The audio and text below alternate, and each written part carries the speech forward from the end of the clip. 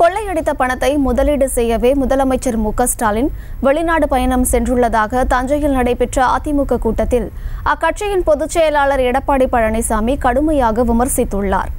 மேலும் முதலீடுகளை ஈர்க்கவே ஸ்பெயின் பயணம் என்றால் அண்மையில் நடைபெற்ற முதலீட்டாளர் மாநாட்டிலேயே அதனை செய்திருக்கலாமே என்று மு க ஸ்டாலினிடம் கேள்வி எழுப்பியுள்ளார் எடப்பாடி பழனிசாமி.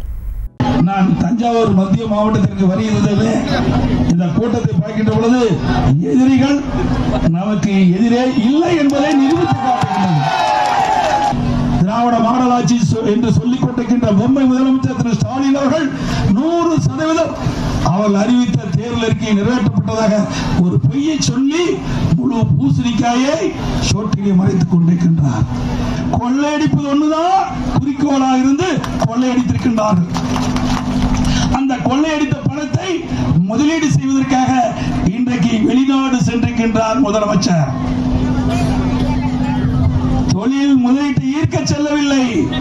அப்படி தொழில் முதலீட்டை ஈர்க்க வேண்டும் என்றால் அண்மையிலே தொழில் முதலீட்டு மாநாடு சென்னையிலே நடந்தது. அதிலே புரிந்துணர்வு ஒப்பந்தம் போட்டிருக்கலாம். அதற்காக அவர் சொல்லவில்லை, செல்லவில்லை. வெளிநாட்டுக்கு இன்னைக்கு ஸ்பெயினுக்கு போறாரு, இன்னும் பல நாட்டுக்கு போறாரு. போறதுக்கு என்ன காரணம்? கொள்ளையடிச்ச பணத்தை முதலீடு செய்வதற்காக போகிறார்.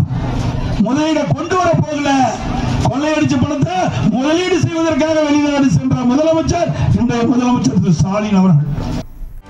செய்திகளை உடனுக்குடனும் துல்லியமாகவும் தெரிந்து கொள்ள சப்ஸ்கிரைப் பண்ணுங்க.